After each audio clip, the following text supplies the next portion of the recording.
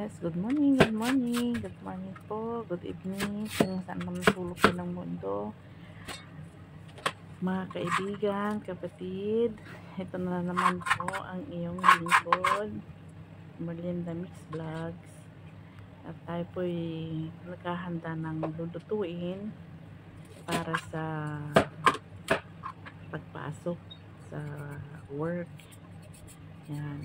Nag-intermittent fasting po ako, low carb. Kaya yan, prepare ko yung mga gulay. Kasi itong ang aking lulutuin ay yung pork giniling soup. Yan. Yung pork, gagawin ko pong parang bola-bola. Parang ball. Ayan.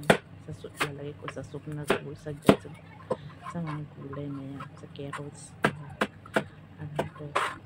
cabbage, yan. Yung ate, ayan o, hiwa-hiwa lang ang natin nyo, ayan, parang totoo, ayan, sige, baka mahiwa mo, mamaya, naku, huwag naman, ayan, sige, galingan mo, magluto, ayan,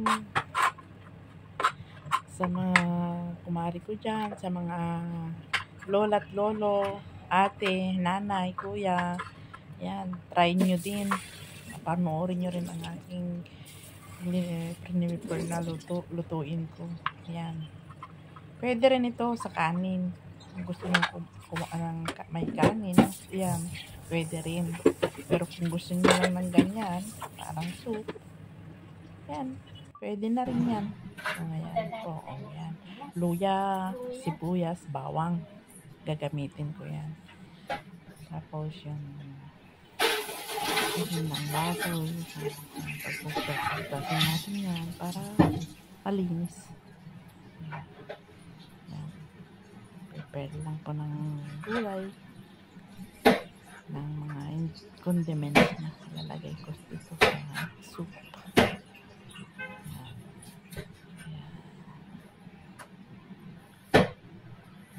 Kailangan din tayong magkuhan sa sarili natin, healthy foods, para hindi tayo magkasakit, kasi mahal ang gamot ngayon, lalo na ngayon pagkuhan na naman sa change weather na naman dito sa UAE. Uso na naman ng mga sipon-sipon, ubo-ubo. Kaya kailangan natin magluto ng healthy foods. Yan. Dito kasi sa UAE, mahirap kasi minsan iba-ibang weather. Minsan mainit, sobrang init naman.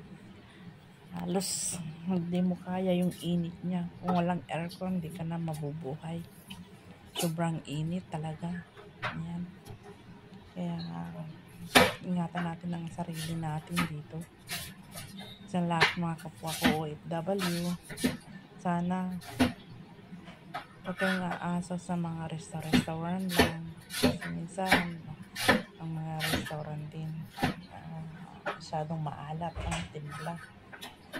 Kaya yan, luto lang ng luto sa bahay. Mas maganda magluto sa bahay na economy pa sa gastos. Yan. Ito po yung niluluto ko. Yan. Pwedeng hiwa-hiwa sa mga condiments niya. Ito yung mga kuya, lola at lolo. Yan, try natin sa mga kids natin. Yan, umpisa natin na blender yung pork at mga bawang, paminta, halo natin sa pork. Yan. Gagawin natin, gigilingin natin, i-blender po natin para maghiwa-hiwalay yung karne ba. Sa lahat ng mga kasamahan kong YouTuber, mega love shout out. Mga friends, subscribe naman ang aking channel. Pag-play ang aking YouTube channel. Bisita lang. Bye guys. Ito. Hirap ng buhay talaga ng OFW. Ito nga po, kararating ko lang. Kaya prepare ng ito na lulutuin. Yan. So, yan, babalot ako ng bawang yan. Ilalagay ko sa aking pork giniling para sa masarap. Masarap kasi pag maraming bawang. So, maganda yan sa health ng bawang.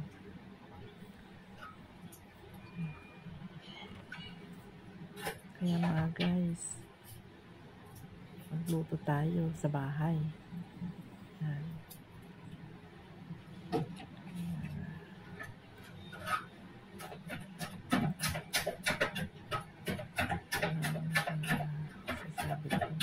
Para kasi paglutong bahay mas okay sa akin kasi parang na ba yung hindi masyadong magastos kasi kapag bibilhin mo pa ang pagkain mo dyan sa labas mahal yung 15 dirhams mo kung ibili mo ng mga gulay konting pang sahog marami na maulam mo na ng pang 2 araw mo. Gusto ko na lang magluto kaya lang para maiba-iba naman yung kinakain mo sa araw-araw di baling maraming gulay kaysa sa karne isda nagpagsilang isda masarap din.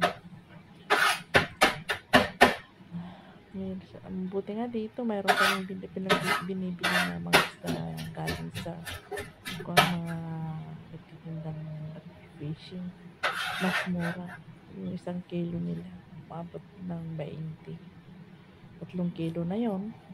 Saan ka pa pagbilin mo sa kanya sa sa shopping mall magkano yung 1 kilo dun 20 yung 20 mo dito sa labas yung nagtitinda dito fresh pa kung na 20 3 kilo kaya mas magandang bumili dito sa labas.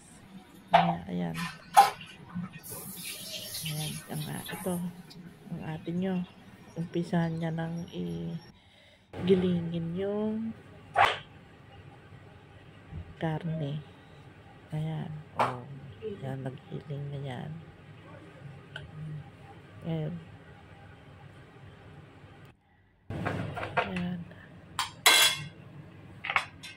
lalagay ko sa lalagyan niya kasi marami. Pero magkano lang yung binili ko 10 pesos 10 dirhams lang convert mo sa Pilipinas 150 bakit na rin kalahating kilo. Ayan lalagyan lang ng oyster sauce pampalasa para masarap. Tapos ayan black sauce kalahating kutsara lang. Yan Ajinomoto konti lang.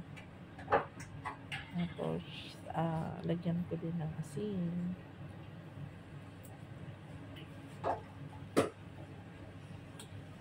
Hindi lang kasi ayoko ng maalat. Ayan.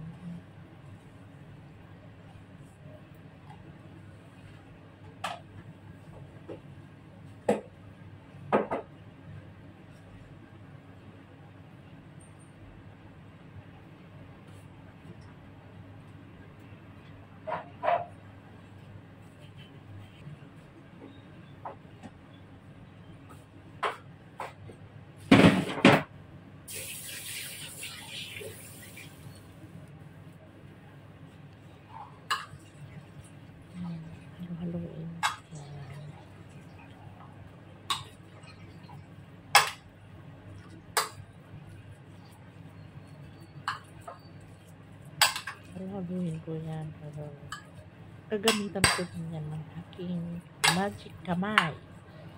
Pero isusukot ko yung kamay ko. Kasi hindi naman pwede kung ano to. Ayan, di ba? Bigyan ko siya ng supot para bigyan ko na itlog. Ayan. Pang binding sa plantan, hindi siya maghiwa-hiwalay ba.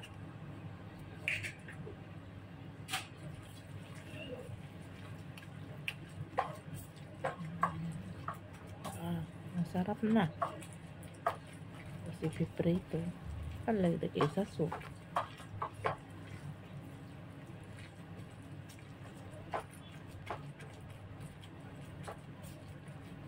Welcome to my YouTube channel. Salamat sa mga nag-likes, nag-share, sa mga nanood. Maraming salamat po. Ayan. Shout out po sa mga mga subscriber ko, mga nagtangkilik sa akin. Hindi ko na po isang babanggatin sa kayo pong lahat na salamat ng marami sa pagtangkilik niyo sa YouTube channel ko. Maraming salamat po. At na-monetize na po ako. Hindi dahil sa inyo, wala po ako dito sa YouTube channel na to. Maraming salamat. Welcome po sa my YouTube channel. Yan po ang aking mga ingredients na ginawa. Ayan. Ganyan po. Ayan po ang mga ingredients para malaman ninyo. Ayan. Ayan po. Handa na. Tapos ito na po ay aking prepare na lulutuin. Panoorin po ninyo. Ayan po. Maraming salamat sa panonood. Ayan po. Panoorin nyo po. Ayan. Umpisa na aking pagluluto. Ayan po.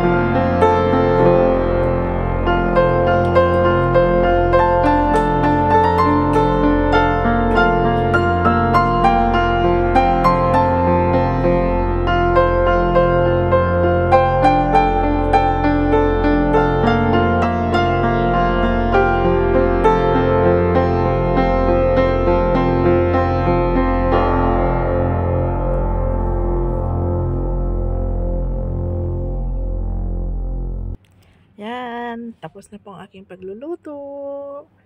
Yan, welcome po. Salamat sa panonood. Ito na po ang masarap na soup. Yummy!